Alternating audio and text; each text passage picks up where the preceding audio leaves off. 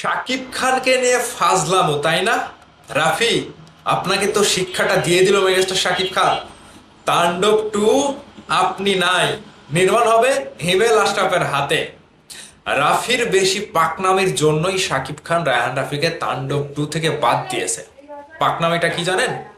পেছনে ফিরে যান, পেছনে ফিরে যান। মেগাস্টার শাকিব খান নতুন ধারার সিনেমা তৈরি করতে কোন কোন পরিচালকের সাথে কাজ করলে প্রজেক্টটা ভালো হবে, এবং তাণ্ডব টু, যেই তাণ্ডব রায়হান রাফি নির্মাণ করলো শাকিব খানের সাথে, সেই সময়টাতে শাকিব খানকে নিয়ে রায়হান রাফি যেভাবে শাকিব খানের বিরুদ্ধে গিয়ে, মনের বিরুদ্ধে গিয়ে যেভাবে শাকিব খানকে বিভিন্ন বেকায়দায় ফেলেছে, বিভিন্ন প্রতিকূল পরিবেশে ফেলেছে, সেটা সকলেই জানে।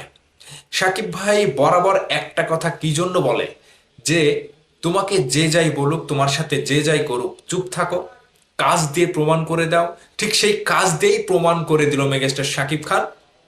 তাণ্ডব টু থেকে একেবারে বাদ, রায়হান রাফিকে বাদ দিয়ে পরিচালক হিমেল আশরাফের হাত দিয়ে নির্মাণ করতে যাচ্ছে তাণ্ডব টু। এবার এই তাণ্ডব টু নিয়ে কি পরিকল্পনা হিমেলের? প্রযোজক শাহরিয়ার শাকিল শেষ পর্যন্ত রাফির উপরেও নির্ভরশীল হতে পারলো না, রাফির উপরেও সেই আস্থাটা রাখতে পারলো না। কারণ রাফি একটা পরিচালক হিসেবে নিজের মানদণ্ড ঠিক রাখতে পারে না, একটা শাকিব খানের কথার সাথে মিল রাখতে পারে না। পরিশেষে রায়হান রাফি শাকিব খানকে নিয়ে কি করেছিল? আফরান নিশোর সাথে গলাগলি ধরে জোরপূর্বক শাকিব খানের সাথে ছবি তুলেছিল। সেই শিক্ষাটা এবার পেলেন তো, তার প্রতিফলনটা এবার পেলেন তো রায়হান রাফি। রায়হান রাফির কেটোর মানে ক্রিয়েশনটা তুফানে ঠিক ছিল, তুফানে ঠিক ছিল, কিন্তু তাণ্ডবে এসে পুরোটাই একেবারে মানে হগড়া জগড়া বাঁধিয়ে দিয়েছিল। ঠিক সে কারণেই তাণ্ডব সিনেমাটা দর্শকের কাছে এতটা গ্রহণযোগ্যতা পায়নি। দিন শেষে তাণ্ডব সিনেমাটি যে পর্যন্ত আশা অনুরূপ ব্যবসা করার কথা ছিল কিংবা দর্শকের সাড়া পাওয়ার কথা ছিল, সেটা পায়নি। এটা অ্যাকচুয়ালি প্রধান কারণ হচ্ছে রায়হান রাফি।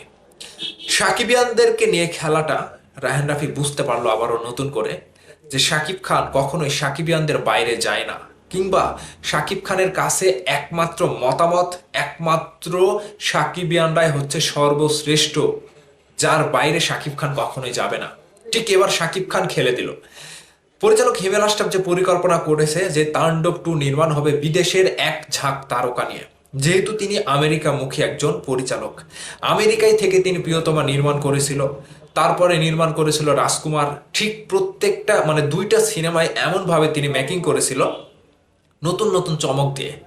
শাকিব খানের ক্যারিয়ারে প্রিয়তমা সিনেমাটি সব থেকে ব্যবসাজনক একটি সিনেমা, এর বাইরে অন্য কোনো সিনেমা এখন পর্যন্ত ব্যবসা করতে পারেনি। ঠিক রায়হান রাফিকে বাদ দিয়ে পরিচালক হিমেল আশরাফ এমনভাবে গল্পের ছকটা এঁকেছে কিংবা গল্পটা লিখেছে, শাকিব খানকে নিয়ে তাণ্ডব টু রীতিমতো একটা তুল কালাম করবে, যেখানে হিমেল আশরাফের ভূমিকা থাকবে একেবারে অনড়।